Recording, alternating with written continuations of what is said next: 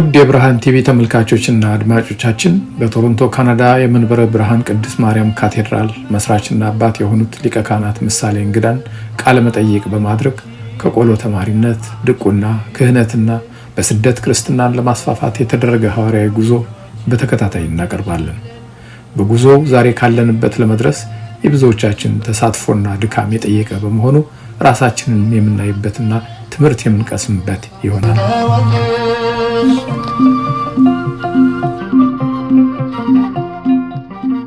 ጤና ይስጥልኝ አድማጮቻችንና ተመልካቾቻችን። ባለፈው ሊቀ ካህናትን አባ ምሳሌ እንግዳን የህይወታቸውን አጀማመር ቀደም ብለን ከጎንደር እስከ አዲስ አበባ ያለውን ተርከውልናል።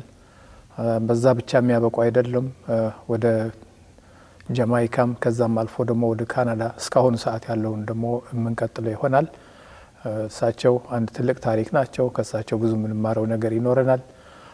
ዛሬ ደግሞ ይህን እንድትከታተሉ እንጋብዛችኋለን። በስመ አብ ወወልድ ወመንፈስ ቅዱስ አሐዱ አምላክ አሜን። አባታችን ባለፈው እንደተነጋገርነው መቼም ከትውልድ ቦታው እስከ አዲስ አበባ መጣው ህይወቱን አሳይተውናል። እንግዲህ የእሱ ትግል በዛ ላይ አላበቃም። ወደ ሀገር ለመውጣት ሙከራ እያደረጉ ነበር። ከሀገር ለመውጣት ዝግጅት ላይ እያሉ ነው ያበቃ ነውና ሁኔታዎች እንዴት ተጠናቀቁና ወደ ጃማይካ ሲገቡ እንዴት ነው የገቡት? እንግዲህ ከመጀመሪያ ጀምሮ ያው ቅድስት ሥላሴ እያለን ከለውጡ በፊት በነበረው ፕሮግራም መሰረት ከዚያ የሚማሩት ዲያቆናት ካህናት ሃይስኩል ሲጨርሱ ወደ ውጭ የመሄድ እድል ነበረ። ይሄ ግን በዚህ በለውጡ የተነሳ ትምህርት ቤቱም ከሃይስኩል ወደ እስከ 8ኛ ክፍል እንዲሆን ስለተደረገ በጣም አስቸጋሪ ወቅት ነበረ። ግን ፍላጎታችንን ያው የመጀመሪያው ስርዓት ስለነበረ ሁላችንም ወደ ውጭ እንደምንሄድበትን መንገድ እንፈልግ ነበረ እና እንደ አጋጣሚ ወደ ውጭ ለመሄድ ፍላጎት እንዳለኝ በዚያ በወቅቱ በለውጡ ምክንያት ተቸግረው ወይም ደግሞ ንብረታቸው ተወስዶባቸው የነበረውን ባለፈው እንደተናገርኩት እነሱን በማስተምርበት በማጽናናበት ጊዜ አንድ ሰው ወደ ውጭ እንደመሄድ ፍላጎት እንዳለኝ ያነጋግረው ነበረ እና እንደ አጋጣሚ ብፁዕ አቡነ ይስሐቅ አባ ለከ ማርያም የሚባሉ ነበር የድሮ ስማቸው። ከአሜሪካ መጥተው ቀጥታ የኢትዮጵያ ኦርቶዶክስ ተዋሕዶ ቤተክርስቲያን የኖርዝ አሜሪካ ሊቀ ጳጳስ ተብለው ተሾሙ በካናዳ በአሜሪካ። በዚህ ከመሾማቸው በፊት አስተዋወቁኝ እኛ ሰው አቡነ ይስሐቅን ወይም አባ ለከ ማርያም እና ጳጳስ ሲሆኑ ይዘውኝ እንደሚሄዱ ቃል ገቡልኝ። እኔም ከብፁዕ ቅዱስ አቡነ ተክለ ሃይማኖት ጋራ ብዙ ግንኙነት ስለነበረኝ እንደ ይሄንን ነገር እንደምረዳ አድርገው ተመለከቱ እና በዚህ ተስማማን። አሁን ሹመቱን ተቀብለው ሄዱ። ተቀብለው ከሄዱ በኋላ ተሎ አልጠሩኝም፣ ቆዩ ብዙ። ችግሩን ያየሁት ኋላ ነው። መጀመሪያ ግን እኒህ ሰውዬ እንዴት ቃል ገብተው ሄደው ለምን ጠፉ እያልኩ ስል ለካ እሳቸው ቦታ እየፈለጉ ነው። ኋላ የተገኘው ጃማይካ ነው። ጃማይካ ደግሞ በጣም ችግር ቦታ ነው። የሆነ ሆኖ ይሁን ጃማይካ እንድሄድ ተጋበዝኩኝ። ያው ስጋበዝ የአውሮፕላን ቲኬት መጓጓዣውን ሁሉ ነገር ራሴ ችዬ ነው ደግነቱ ብዙ ሰው አውቅ ስለነበረ የሚከፈለኝ ደሞዝ ባይበቃኝም ለዚህ ነገር ሰዎች ይረዱኝ ነበር። እንዲያውም መንግስት ከሚፈቅደው በላይ ገንዘብ ይዤ ነው የሄድኩት። ምክንያቱም ብዙ ሰው ገንዘብ ሰጥቶኝ ነበረ እና ጃማይካ ተጋብጄ ጃማይካ ሄድኩኝ። ስሄድ የጃማይካው ቤተክርስቲያን ብዙም የተጠናከረ አይደለም። እርግጥ ቦታ አላቸው፣ ቤተክርስቲያን የለም። አንድ ለትምህርት ቤት ብለው ህንጻ ያሰሩት አለ። ግርማዊ ቀዳማዊ ኃይለ ሥላሴ ጃማይካን በጎበኙበት ጊዜ ቦታ ጠይቀው ያ ቦታ ተሰጥቶ እዚያ ቦታ ላይ ነው ትምህርት ቤት የተሰራ። በነገራችን ላይ በቀዳማዊ ኃይለ ሥላሴ በጃማይካ ራስተፈራያን እንደ አምላክ ነው የሚያዩዋቸው። መንግስት ደግሞ በስማቸው ትምህርት ቤት ሰርቷል፣ ኃይለ ሥላሴ ትምህርት ቤት የሚባል እና እዚያው አካባቢ የኛ የኢትዮጵያ ኦርቶዶክስ ቤተክርስቲያን ህንጻ ማሰሪያ ቦታ ተሰጥቶ እዚያ ላይ ትምህርት ቤት እንደ ትምህርት ቤት አሰርተው ነበር አቡነ ይስሐቅ። እዚያ ላይ የትምህርት ቤቱን አዳራሽ የመቀደሻ አድርገው እዚያ ነው የሚቀደሰው። መኖሪያ ቦታ የለም ለካህናት እና አቡነ ይስሐቅም ከአሜሪካ ሲመጡ የሚያርፉት ከቦብ ማርሌ ሀውስ ነው። ዘፋኙ ቦብ ማርሌ። አዎ። እና እኔም እዚያ ገባሁ። እዚያ መኖር ጀመርኩኝ። ከቤተ ክርስቲያኑ ትንሽ ራቅ ይላል። በጣም ቻሌንጂንግ ነበረ። ጃማይካ በመጀመሪያ ደረጃ ያው የኛ አባላት በሙሉ ብዙ ስራ የሌላቸው ድሃዎች ናቸው። ወደዛ ከመመለሳችን በፊት አባታችን የህይወቶ ጉዞ ለየት ያለ ነገር ነበረ። መጀመሪያ ለምንኩስና ሲያስቡ ነው የነበሩት። ስለዚህ ወደ አዲስ አበባ ገቡ። አዲስ አበባም ደግሞ እኒያን መነኩሴ ካንሰር የታመሙትን ወደ ጸበል በሚወስዱበት ሰዓት ያገኙቸው አባት የበቁ አባት የለም ወደዛ አይደለም መንገድ ብለዋት እንግዲህ እንደማይከተሉ ፈልገዋል። እና አሁን ባለቤቱ ጋር የተገናኙበትን መንገድ እዚህ ጋር ያያይዙልኝ። በጣም ጥሩ። አዎ ልወጣ ስል እንግዲህ በመጀመሪያ አቡነ ይስሐቅ በቅስና እንድታገለግል ነው የምፈልገው ስላሉኝ አሁን እንግዲህ ያው ያሰብኩት ቀርቷል እና ባለቤት የምትሆነኝ ፍለጋ ፈላለኩኝ፣ አላገኘሁም። እንዳጋጣሚ ጓደኛዬ ከኔ ጋር የምንማር የነበረ ሃይስኩል ጨርሶ ዩኒቨርሲቲ ገብቶ ዩኒቨርሲቲ ውስጥ የወይዘሮ አበበች ባለቤቴ ያጎቷ ልጅ እዚያ ትማር ነበረና እንዳጋጣሚ ይነጋገራሉ። እኔ ዛን ጊዜ እየፈለኩ ነበር፣ ግን በዚያን ጊዜ በጣም ለአማኝ በጣም ቻሌንጂንግ ነበረ።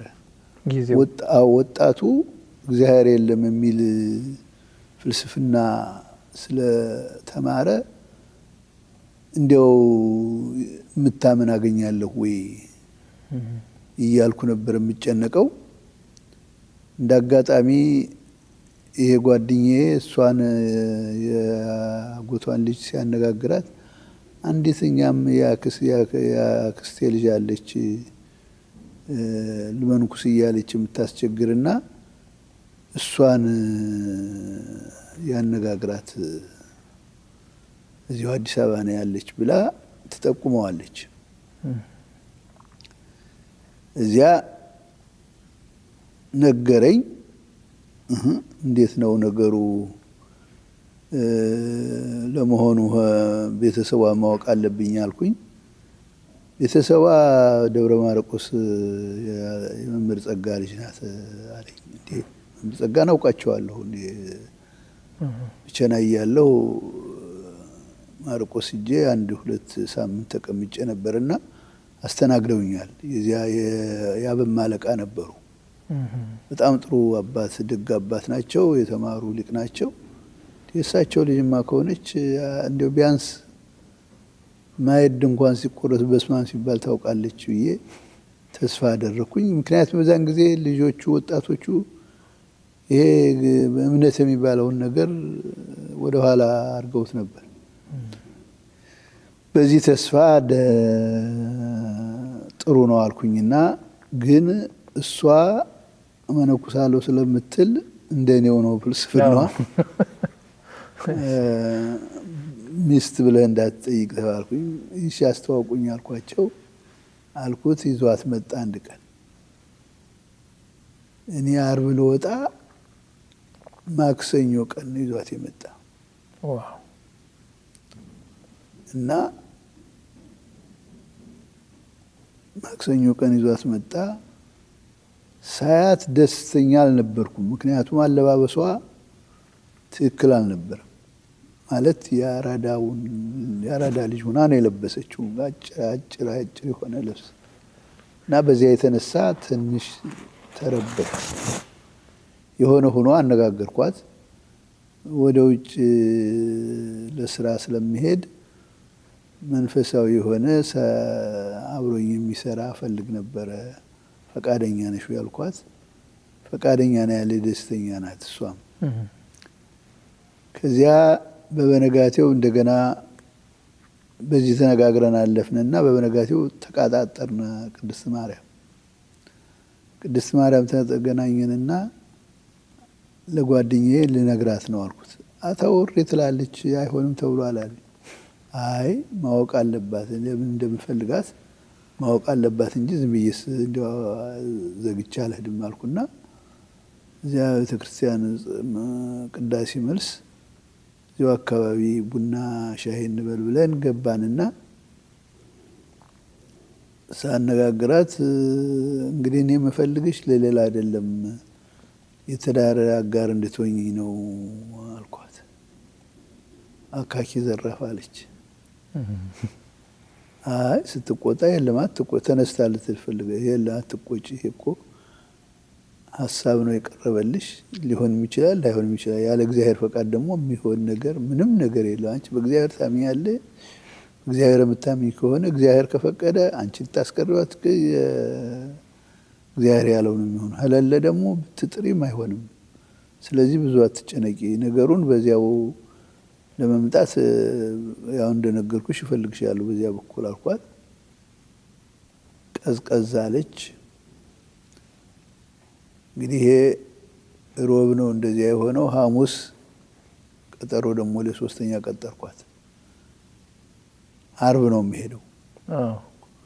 ምበረው ዓርብ ስለሆነ ሐሙስ ብፁዕ ቅዱስ አቡነ ተክለ ሃይማኖትን መሰናበት ነበረብኝና ቤተ ክህነት ስለምሄድ ጊዜ ካለሽ እዚያ ብትመጭልኝ ባገኝሽ ጥሩ ነው ነገ ስላት ይሻለች።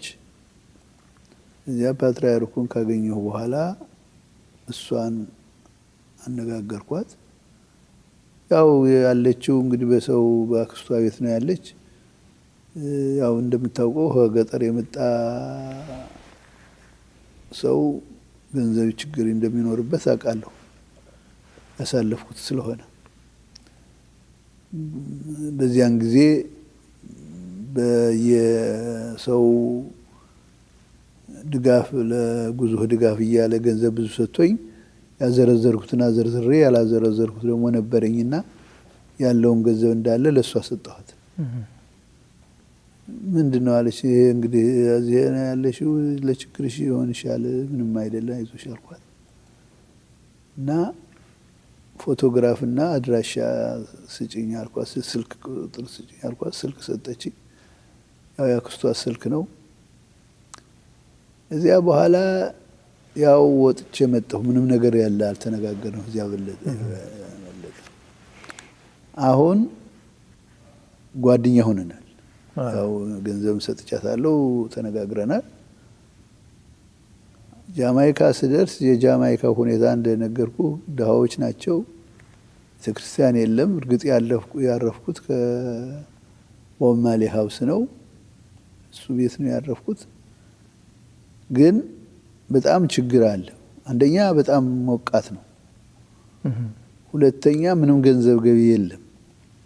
ደሞዝም የለውትም? የለኝም።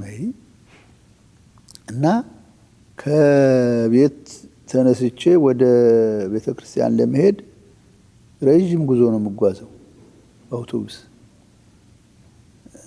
አብዛኛውን በእግሬ ነው የምሄደው። አውቶቡስ ደግሞ ግፍ ያለው እና ያንን እንደ በእውነቱ በጣም ቻሌንጂንግ ስለነበረ እጽፍላታለሁ። እንደጠበቅኩት አይደለም። በጣም ችግር ነው። ቤተ ክርስቲያንም የለም።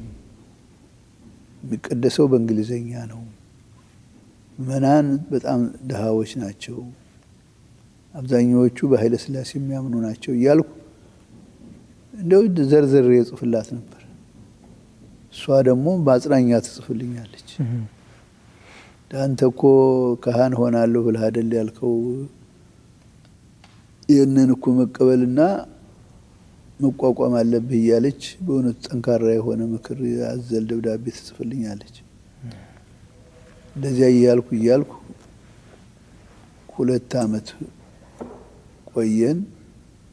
ከ2 ዓመት በኋላ እንድትመጭ አልኳት። ስትመጭ ግን በሚስትነት እንደምትመጭ አድርገሽ አድርግልኝ፣ ምክንያቱም አቡነ ይስሐቅ ተጫወትክብኝ፣ አንተ ዝም ብለህ ካህን ሆናለሁ ብለህ ስታበቃ ዝም ብለህ ባዶ መጣህ ብለው ስላስቸገሩኝ ይሄንን ገልጬ ነገርኳት። እሳቸው ካህን ነው የሚፈልጉት የነበረው? አዎ። አሁን እሺ ምን ላድርግ አለችኝ። በመዘጋጃ ቤት ጋብቻ እንደምንፈጽም አድርጌሽ አጽፊ ያልኳት። ሽማግሌ በእኔም በአንቺ 2 በሷ በእኔ በኩል 2 አድርገሽ አስፈርመሽ ላኪ ስላት፣ የት አገኛለሁ? ፈልጊያ የአንቺ ዘመዶች። እኔ ደብረ ታቦር ዘመድ ፍለጋ ልነግርሽ ነው፣ አንቺው ራስሽ አድርጊ ያልኳት። እውነቱ ጠንካራ ነበረች። 4 ሰው ፈልጋ መዘጋጃ ቤት ተጽፎ በጋብቻ እንደፈጸምን የሚል ዶክመንት አዘጋጅታ ላከችልኝ። ኋላ ለአባታችን ነገርኳቸው። ትንሽ ተጽናኑ። እዚያ በኋላ በዚህ የመጣችው በዚህ ነው። እንግዲህ ወደ ጃማይካ በሚመጡበት ሰዓት እሶ የጠበቁት ነገር ጋር አብሮ አልተመጣጠነልዎትም። የአየሩ ጸባይ ሞቃት ነው። ሰዎቹ እምነት ደግሞ ተፈሪ ኃይለ ሥላሴን እንደ አምላክ የሚያዩ ናቸው። ከዛ በላይ ደግሞ አማኞቹ በጣም ድሃ ናቸው። ከዛ በላይ ደግሞ ቋንቋው ደግሞ ቅዳሴም ሰበካውም የሚደረገው በእንግሊዝኛ ነው። እነዚህን 3ቱን ጉዳዮች እንዴት አድርገው ነው የተወጡት? እንግሊዘኛው እንግዲህ ያው የነሱ እንግሊዘኛ ፓትዋ ስለሆነ አይገባም ብዙ። ግን እንግሊዘኛውን ሞክራለሁ። እዚያ መምጣቴ በፊት እንግሊዘኛ ትንሽ ፕራክቲስ አድርጌ ነበረ። ለተመልካቾቻችን እንዲገባቸው ቋንቋው ፓትዋ እንዴት ነው? ፓትዋ ማለት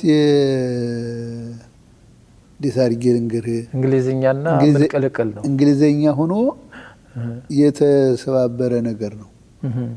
ለምሳሌ አላውቅም ለማለት ሚኔኖ ነው የሚሉት። ሚኔኖ። እሺ። እና አይዶኖ ለማለት ነው። እና እንደዚህ ያለ በጠቅላላው አነጋገራቸው በጣም አስቸጋሪ ነው። የሆነ ሆኖ ያንንም እንደማንም ብዬ እንድግባባ አደረኩኝ። ከዚያ ያው በዲቁና በእንግሊዘኛ ቀድስ ጀመር። እሳቸው አይ አንተ ዲያቆን ሳትሆን ቄስ ነበር መሆን ነበር እያልኩ መከራዬን ያበሉኛል። እና ትንሽ ቻሌንጅን ቢኖር ቻሌንጁን ምንም የተቸገርኩበት ምክንያት የገንዘብ አለመኖሩ ነው። እሱ በጣም ጎድቶኛል። ይኸውም እግዚአብሔር ይክበር ይመስገን የዛን ጊዜ የውጭ ገንዘብ ይዞ ወደ ውጭ መውጣት 500 ብር ብቻ ነው የሚፈቀደው፣ $500። እኔ ግን ብዙ ገንዘብ ይዣለሁ፣ ወደ $3000 ይዤ ነበር። እግዚአብሔር እንዴት አድርጎ እንዳሳልፈልኝ አላቅም። ብቻ በምንም አድርጌ ያሳልፌ እዚያ ስሄድ የተጠቀምኩት ያንን እየዘረዘርኩ ነው። ይህን እንግዲህ የኢኮኖሚን ሁኔታ በእርግጥ ከዛች ትንሽ የቋጠሯትን ተጠቀሙ። ግን መጨረሻ ላይ መወጣት አቅቶት ስራ እስከ መፍጠር ድረስ የደረሱበት ሁኔታ ሁሉ እንደነበረ እሱማ ልመጣ ነው። እዚያ በኋላ ያው ነገሩ ሁሉ ዝም ብሎ ስራ ፈቶች ስለሆኑ ለምን ስራ አንፈጥርም አልኩኝ። ዳቦ ቤት አስጀምሬያቸው ነበረ፣ ግን አልሆነም አሉኝ። እኔ ግድ የለም እኔ ሞክራለሁ አልኳቸው። እንግዲህ ሲሞክራሉኝ እንዳጋጣሚ የኢትዮጵያ ኦርቶዶክስ ቤተክርስቲያን የካሪቢያን ካውንስል ኦፍ ቸርችስ ሜምበር ናት አባል እና እዚያ አሰበሰባለሁ ከካውንስሉ ጋር በወር አንድ ጊዜ ስብሰባ አላቸው። እዚያ አገኛለሁ። ደግሞ የተለየሁ ስለሆነ ሌላው ሁሉም ይግባባኛል እና አሁን ጠየቅኳቸው። እኛ እዚያ ድረስ መተን እነዚህን በኃይለ ሥላሴ አምላክ ነው ብለው በሚያምኑትን እያስተማር ነው ወደ ክርስትና ለመለወጥ እየጣርን ነው። እናንተ ለምን አትረዱና? ምን አለበት ብትረዱን? ምን አለ ምን እንርዳሃል? ምንም ስራ የላቸውም በጠቅላላ። ባይሆንም እንኳን ስራ ቢኖር የምናስተምራቸው ወደ ክርስትናው የሚመጡትን በዚያ በስራ ማስገባት እንችላለን። ስለዚህ ስራ ብንፈጥር ብዬ ነው ስራቸው። ምንድን አሉኝ? ምንድን ላድርግልህ ታዲያ አሉኝ። ገንዘብ አበድሩኝና ዳቦ ቤት ከፍታለሁ አልኳቸው። ምን ያህል አሉኝ? $50,000 $50,000 አበደሩኝ። ደግሞ 60,000 ነው ያበደሩኝ። ብድር ብለው ነው ያበደሩኝ። መክፈል የምጀምረው ግን ስራ ከጀመርኩ በኋላ ነው ብያቸዋለሁ። እሺ ግድ የለም ስራውን እናያለን አሉኝ። ተቀበልኩ። ቦታ ገዛው። ቦታ ስልህ ቤት ያለው እና ዳቦ ቤት ለመስራት የሚያመች ቦታ ነው። እዚያ በኋላ ቦታ ተገዛ፣ ዳቦ ቤት ተሰራ። ዳቦ ቤት ተሰራው። ዳቦ ቤት እንትን ከተባለ በኋላ ሰራተኞች ጊዜያዊ ሰራተኛና ፓርታይም ሰራተኛና ቋሚ ሰራተኛ 3 ቀጠርኩ። እዚያ በኋላ ዳቦ ቤቱ በጣም በጣም በጣም ጦፈ። በጣም ግሩም ሆነ። ትንሽ ያስቸግራሉ። ደቆቱንም ይወስዱታል፣ ዳቦውንም ይወስዳሉ። በጣም አስቸጋሪ ናቸው። ግድ የላቸውም። የሰረቁ አይመስላቸውም እነሱ። ለነሱ ልማድ ነው። አዎ። እና ያው እየተከታተልኩ በየቀኑ ሁሉንም እየተከታተልኩ ዳቦ ይዞ አንድ ባን ገዝተን ያ ባን ጭኖ ይሄዳል ለመሸጥ። ዳቦውን ቆጥሬ ነው የምሰጥ። እዚያው ጸሐፊ አስጄ ተቆጥሮ ምን ያህል ዳቦ ይዞ እንደሄደ እዚያ ሲመለስ የቀረውን ደግሞ ያልተሸጠውን ሲመጣ ሪኮርድ ማድረግ አለበት። በተቀረ ይሰጠዋል ሰው እና እንደዚያ እያረኩ ቻሌንጅ እያረኩኝ በደንብ ተከታተልኩ። አሁን ገንዘብ በገንዘብ ሆነ። አሁን ከአንድ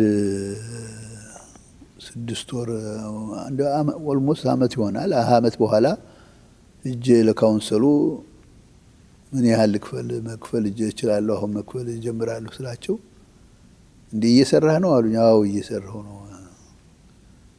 እስቲ ብሎ ጸሐፊው መጣና አየው ዳቦ ቤቱ ዙሮ አየ። በእውነቱ በጣም ገረመው። እዚያ የኔ ጽሕፈት ቤት አለኝ። በጣም ተገረመ። እኛ የሰጠንህ ስጦታ ነው እንጂ ብድር አይደለም። እሱ ብድር አድርገው ነው የቆጠሩት። እኔ ብድር ነበር ያደረኩት። ስለዚህ አይዞህ አሉኝ። በዚያ የተነሳ በቃ 25 ሰራተኛ ነበረን። ስመጣ እኔ ወደ ካናዳ ከመምጣቴ በፊት 25 ቋሚ ሰራተኛ ነበረ በዳቦ ቤቱ።